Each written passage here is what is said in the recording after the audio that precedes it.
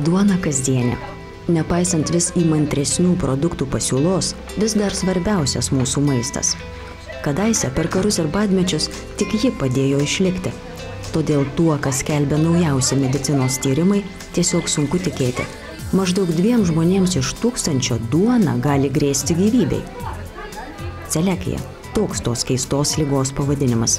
Tai yra plonosios žarnos pažeidimas, valgant tam tikrus maisto produktus, o būtent kviečius, rugius ir miežius. Kai žmogus valgo šitos 3 maisto produktus, bet kokiam pavidale – keptus, šviežius, nešviežius, tai pas jį žarnyne atsiranda tam tikri pokyčiai. Būna, kad grūdų baltymo gliuteno organizmas netoleruoja jau kūdikystėje, bet pasitaiko, kad ši įgimta liga atsiskleidžia tik senatvėje ir dažnai visai netyčia. Seniausias pacientas pasaulyje, kuriai pirmą kartą gyvenime buvo diagnozuota celiakija, buvo 94 metų močiutė. Šitos ligos metu susidaro tam tikros medžiagos, autoantikūniai, kurie kovoja prieš nuosavus audinius. Ir šito pasekoje, negydytos celiakijos atveju, žmonės dažniau serga autoimuniniam ligom, tokiom kaip cukrinis diabetas, autoimuninis tiroiditas, reumatoidinis artritas ir kitom.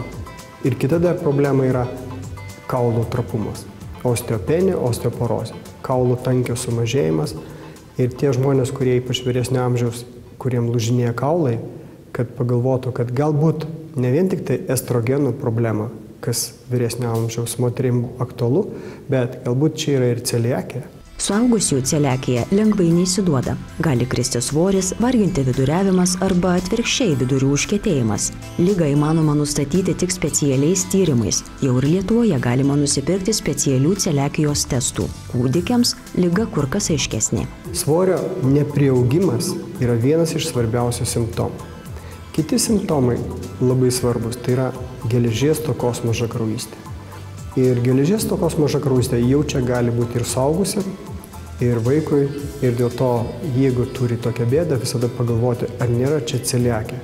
Deja, tie vaikai ar suaugę, jie labai nori valgyti to, ko jiems negalima. Ir kai viena mama pasakojo, 3 metų mažylis ropinėja grindimis ir renka duonos trupinius nuo žemės ir deda į burną.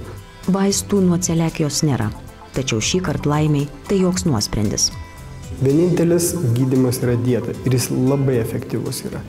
Dėl to niekas ir šiai dienai nekuria vaistų, todėl kad jeigu tu prisilaikai dietos, tu būsi sveikas.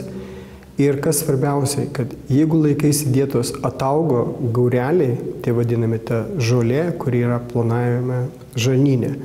Tai yra, nėra taip, kaip nukirto ranką ir daugiau nebetauga ta ranka. Šiuo atveju atauga ir tai yra labai gerai. Ir tada normalizuojasi maisto medžiagų įsiurbimas. Įprasta duona, košes, miltus, bandeles ar sausainius sergantiems celiakija gali atstoti specialūs produktai be gliutenų. Vaikams iki 16 metų miltus kompensuoja valstybė. Tereikia gydytojo recepto.